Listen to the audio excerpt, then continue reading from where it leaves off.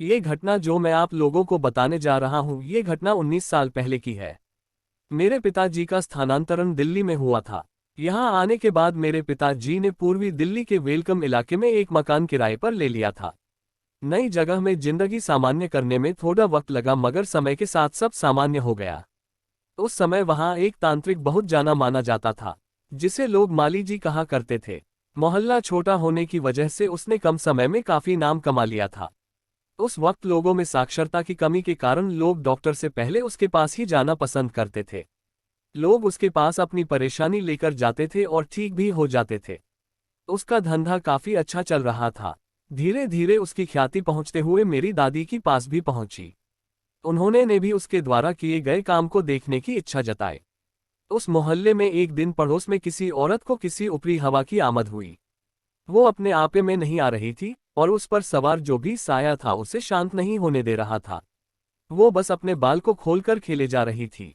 पड़ोसियों का मेला लगा हुआ था, घर पर सब बस माली जी के आने का इंतजार कर रहे थे। फिर उस औरत के घर का एक आदमी अपने साथ माली जी लेके आ गया। माली जी ने कुछ दिए जलाए, तंत्र मंत्र किया और वो ठीक हो गई। उसके बदले में माली जी ने उनसे कुछ रुपए और एक शराब की बोतल ले ली। खैर, अपने घर के किसी सदस्य की बिगड़ी हालत ठीक हो जाए तो कुछ पैसे और एक बोतल का क्या मोल। मेरी दादी ने भी ये सब देखा, उन्हें भी विश्वास हो गया कि हाँ, ये आदमी ऊपरी हवा का इलाज कर सकता है। फिर ऐसा सिलसिला चला करता था। अक्सर कभी किसी के घर में कोई परेशानी होती तो कभी किसी और के घर में। कोई डॉक्टर से ठीक होता तो कोई बिना माली जी की कृपा से ठीक नहीं होता था। माली जी की अच्छी कट रही थी। एक दिन घूम घुमाकर परेशानी मेरे घर में भी आ गई। मैं बहुत छोटा था, मुझे अचानक से उल्टियां आने लगी और मैंने दूध पीना भी छोड़ दिया। मेरे दादाजी और मेरे पिताजी उस वक्त दफ्तर में थे। मेरी दादी और मेरी मम्मी काफी परेशान थीं। नए शहर में किसी डॉक्टर को वो जानती नहीं थी। फिर एक पड़ोसी औरत से दादी ने किसी डॉक्टर का पता पूछा तो उस औरत ने डॉक्टर से पहले माली जी के पास चलने की सलाह दी। लोगों को अक्सर मोहल्ले में परेशानी हो जाती थी, हो सकता है मैं भी किसी चपेट में आ गया हूँ। ऐसी दलीलें सुनकर मेरी दादी माली जी के पास चलने को तैयार हो गई। माली अपने घर में बैठा कुछ पूजा पाठ कर रहा था। उसने पहले मुझे देखा, कुछ दिए जलाए, लाल फूल मंगवाकर कुछ क्रिया की और अपना मंत्र वगैरह पढ़े। फिर दादी से पूछा, आप बच्चे को कहीं बाहर लेके बैठी थी कल शाम के वक्त? हाँ, दादी ने जवाब दिया। जहां आप बैठी थी वहां से पूर्व दिशा की और किसी ने क्रिया करके अपनी चीज वापस करी थी और ये बच्चा बीच में पड़ गया, इसलिए इससे ये परेशानी हो रही है। माली ने अपना सामान वहां से हटाते हुए कहा। फिर ये कैसे ठीक होगा? कोई इलाज है क्या इसका? दादी ने परेशान होकर माली से पूछा। ये चीज थोड़ी जिद्दी है, ये बिना भोग लिए नहीं जाएगी। आप एक काम करो, एक बोतल शराब और एक बकरे की कलेजी का थान मंगवा लो। कल तक तुम्हारा बच्चा बिल्कुल ठीक हो जाएगा। माली ने दादी को समाधान के तौर पर यह बात बोली।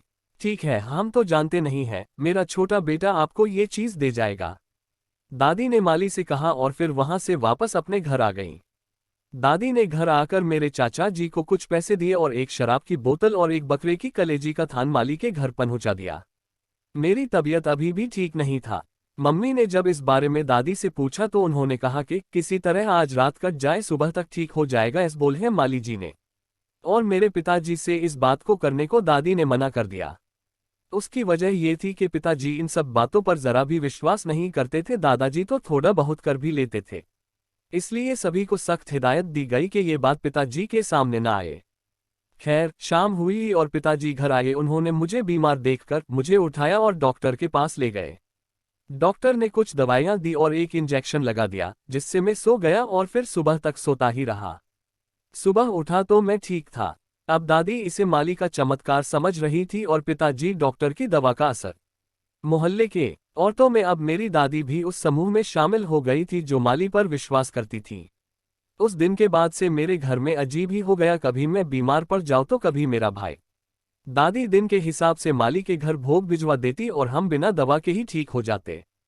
कुछ दिनों में माली का व्यवहार मेरे दादाजी से भी हो गया और माली का घर आना जाना भी शुरू हो गया। मेरे पिताजी अभी भी इस बात से अनजान थे। माली जब भी आता दादाजी उसे अपना मित्र बताकर पिताजी से भी अभिवादन वगैरह करवा देते, मगर बताया कभी नहीं कि ये आदमी क्या करता है। एक दिन की बात है, मेरी मम्मी को थोड़ा चक्कर सा आ गया खाना बनाते वक्त और वो वही बेहोश हो गईं। जब मम्मी को होश आया तो उन्होंने बताया कि शायद गर्मी ज्यादा लग रही थी, इसलिए थोड़ा चक्कर आ गया। मम्मी को ये बात सामान्य लगी क्योंकि उन्होंने सुबह से कुछ खाया भी नहीं था और काम काज में लगी हुई थी। मगर दादी ने इसे कुछ ऊपरी बला समझा और माली से इस बारे में बात करने की ठान ली। ये बात उन्होंने दादाजी को बताई। दादाजी ने भी सोचा शायद कोई बात हो, क्योंकि दोनों में से किसी को नहीं पता था कि मम्मी ने सुबह से कुछ नहीं खाया था। उन्हें लगा कि अचानक इस तरह बेहोशी आना कोई मामूली बात नहीं है। फिर दादा दादी ने मिलकर ये बात माली से पूछने की ठान ली और माली को बुलवा लिया। माली भी झट चला आया। आखिर एक आवाज में उसे भोग जो भिजवा दिया जाता था। खैर माली आया और दादी ने उसे बात बता दी। माली ने कुछ देर सोचा और हाथ में कुछ लांग लेकर कुछ करने लगा, जैसे लांग को लौंग से गिन रहा हो। कुछ देर बाद उसने बताया कि मम्मी के ऊपर किसी देवी की छाया है और वो सवार होकर खेलना चाहती है। दादी ने कहा कि वो तो अभी बहुत छोटी है, अभी से कैसे कोई देवी उस पर आ सकती है। माता जी, ये तो देवी की महिमा है, न जाने कब किस पर दयाल हो जाए। अगर उन्हें रोका गया तो शायद वो आपके परिवार को कष्ट देना शुरू कर दे। माली ने दादी की बात का उत्तर इस तर्क के साथ डराते हुए दिया। अब दादा दादी के पास कोई और चारा न बचा। उन्होंने माली के कहे अनुसार पूजा करवाने का मन बना लिया। लेकिन अगले दिन रविवार था और पिताजी उपस्थिति में ये मुश्किल ही था, इसलिए पूजा सोमवार को रखी गई। दादी को भी यही लगा कि शायद इसलिए बच्चे बार बार बीमार हो जाते हैं क्योंकि देवी आना चाहती है। पूजा में इस्तेमाल होने वाले सामान का बंदोबस्त दादाजी ने कर दिया।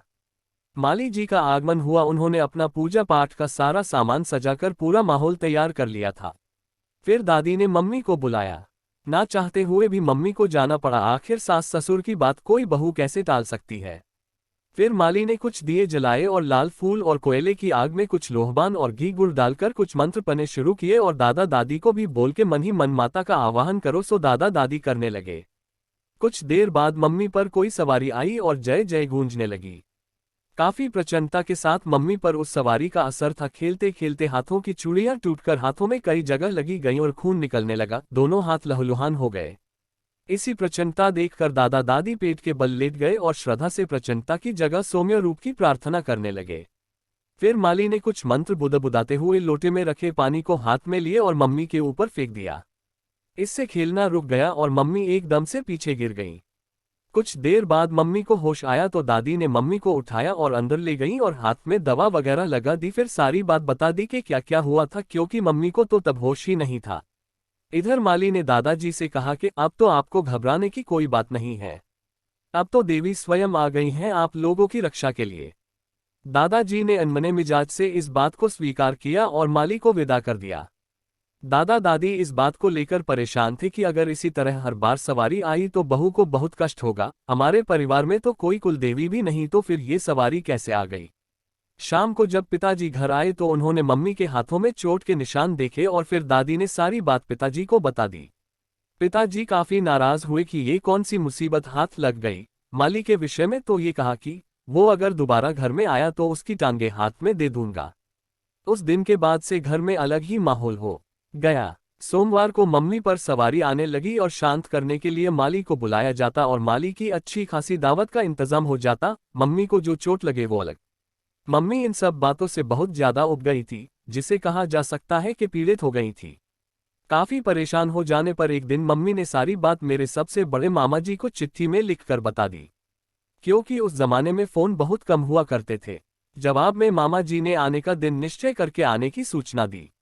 एक हफ्ते बाद मामा जी दिल्ली आए। उनके साथ में एक व्यक्ति और थे, साधारण सा दिखने वाले। अपने साथ हाथ में एक छोटा सा थैला लेके वो मामा जी से साथ हमारे घर आए। स्वागत पानी होने के बाद अपनी सारी बात और सारी विडंबना दादी ने मामा जी को बता दी और मामा जी भी ये जताए बिना कि उन्हें ये सब बात पता है चुपचाप सुनते रहे। फिर उन्होंने अपने साथ आए उस व्यक्ति से दादी का परिचय करवाया। ये हमारे एक दूर के चाचा जी हैं, मन्नीलाल, यहाँ अपने रिश्तेदारों से मिलने आए हैं। ये भी कुछ जानकारी रखते हैं, अगर आप आज्ञा दे तो ये शायद कुछ बता सकते हैं कि ये सब कैसे हुआ। मामा जी ने दादी से कहा। दादी ने दादाजी पूछकर इस बात की स्वीकृति दे दी। फिर थोड़ी देर कुछ विचारने के बाद मन्नीलाल चाचा ने कहा कि माताजी, माली जी को बुला लीजिए तो फिर सारी बात आराम से की जाए। दादी ने मेरे चाचा को भेजकर माली को बुलवा लिया। सर्दी का वक्त था। घर के बाहर चारपाई पर बैठकर मामा जी और मन्नी चाचा बैठकर चाय पी रहे थे और धूप आनंद ले रहे थे कि माली का आगमन हुआ।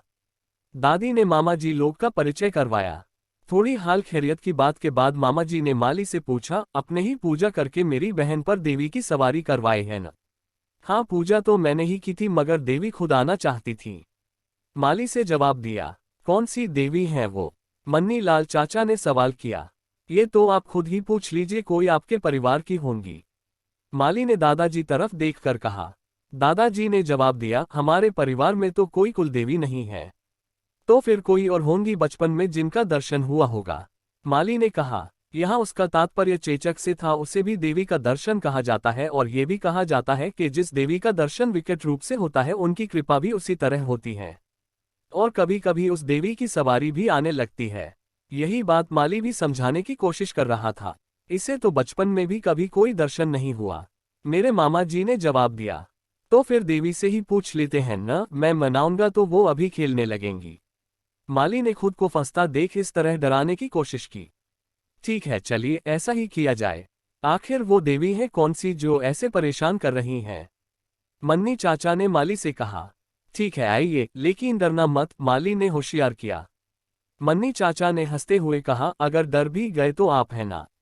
इतना कहकर माली उठ गया और अंदर जाते जाते बोल, तो फिर आइए ना। मन्नी चाचा ने कहा कि आप चलिए, जब सवारी आ जाए तो हम भी अंदर आ जाएंगे। माली फिर अंदर गया, लाल फूल मंगवाए, दिए मंगवाए और तैयार होकर बैठ गया। दादी के कहने पर मम्मी भी आकर बैठ गई और मामा जी भी, मगर मन्नी चाचा बाहर ही बैठे रहे। माली ने मंत्र पढ़ने शुरू किए और दिया जलाने लगा, मगर दिए की बाती ने लो नहीं पकड़ी। एक बाद माचिस की तिल्लियां जला जला कर माली ने 3 माचिसें खाली कर दी, मगर दिया नहीं जला। अब माली के पसीने छूटने लगे, सर्दी में भी उसकी ये हालत हो रही थी, मगर उसका कोई मंत्र, कोई जोर नहीं चल रहा था। माली की समझ से बाहर था कि ये क्या हो रहा है। माली सब कुछ रखकर बैठकर कुछ मंत्र जाप कर रहा था कि मन्नी चाचा अंदर आए। क्या हुआ, देवी नहीं आई? मन्नी चाचा ने पूछा। पता नहीं क्या हुआ, शायद नाराज हो गई हैं। माली ने कहा। अब तुम्हारे बुलाने से देवी तो क्या एक आत्मा भी नहीं आ सकती बच्चे? मन्नी चाचा ने कहा। का क्या मतलब? माली ने लखराती जुबान से पूछा। एक फूल और कपूर पर चलने वाली देवी को सिद्ध क्या कर लिया, तुम ओझा बनकर घूमने लगे? वो सब तो फिर भी ठीक था, मगर तुम जो यहाँ करने आए थे वो तो बहुत नीच कर्म है, मन्नी चाचा ने जवाब दिया। माली हक्का बक्का होकर केवल मन्नी चाचा की बात सुन रहा था। तभी मामा जी ने मन्नी चाचा से पूछा, कैसा नीच कर्म? चाचा, इस तारांकन की औलाद ने तुम्हारी बहन पर अपनी देवी का वास करवाया, क्योंकि ये इस घर की सबसे बड़ी बहू है। जब ये अपनी सास के बाद अपने कुल देवता की पूजा करती तो ये सारी पूजा इसकी देवी लेती, और इस देवी को नया कुल मिलता तो इसके ऊपर ज्यादा मेहरबान हो जाती, और ये नीचे इस कुल के गुरु के रूप में पूजा जाता। और अगर इस बात से इस कुल के देवता नाराज हो जाते तो ये कुल यही रुक जाता। ये कमीना एक गुरु बनने के चक्कर में इस परिवार की पीढ़ी की जिंदगी बर्बाद कर देता। अब तू जहां से आया है वही चला जा, तेरा ये सारा नाटक आज के बाद नहीं चलेगा, अपनी देवी भी भूल जा। मन्नी चाचा ने गुस्से में माली की तरफ उंगली करके ये सारी बात बताई। ये सारी बात सुनकर दादी को बहुत दुख हुआ और उनके आंसू निकल आए। माफ कर दो बाबा, माफ कर दो, मैं दोबारा ऐसा कुछ नहीं करूंगा, मगर मेरी देवी सिद्धि मत छीनो। माली रोनी सूरत बनाकर मन्नी चाचा के पैर पकड़ते हुए बोला, तेरी देवी ने तभी तेरा साथ छोड़ दिया था जब तू बाहर हमसे बात कर रहा था। अगर तुझमें जरा सी भी कोई चीज बाकी होती तो ये दिए जल गए होते। अब उठ और निकल जा यहां से, मन्नी चाचा ने गरजते हुए कहा। माली रोता आंसू पोंछता हुआ वहां से चला गया। मामा जी और मन्नी चाचा जो काम करने आए थे वो हो गया था, फिर वो वहां 2 दिन रुके और चले गए। इन 2 दिनों में माली के साथ क्या क्या हुआ था, ये सारी बात आग की तरह पूरे मोहल्ले में फैल गई, और उस ढोंगी माली का सारा धंधा चौपट हो गया। कुछ दिन बाद वो वहां से कहीं और रहने चला गया। दोस्तों, मन्नी लाल चाचा एक अघोरी थे। उन दिनों वो कानपुर के मेडिकल कॉलेज में मुर्दा घर के चौकीदार की पोस्ट पर रात की शिफ्ट में काम किया करते थे। एक बार एक दोस्त के घायल होने पर मामा जी हिलेट हॉस्पिटल गए, वही मामा जी की मुलाकात मन्नी चाचा से हुई थी। फिर वो अच्छे दोस्त बन गए थे। जब मामा जी ने मम्मी की चिट्ठी के बारे में मन्नी चाचा को बताया तो वो तुरंत आने को तैयार हो गए थे। वो बहुत ज्यादा ऊंचे अघोरी नहीं थे, मगर माली का काम करने के लिए काफी थे। कुछ साल पहले मैं भी उनसे मिला था, उसके बाद सन 2009 में उनका देहांत हो गया, मगर उनके काफी एहसान आज भी हमारे ऊपर हैं।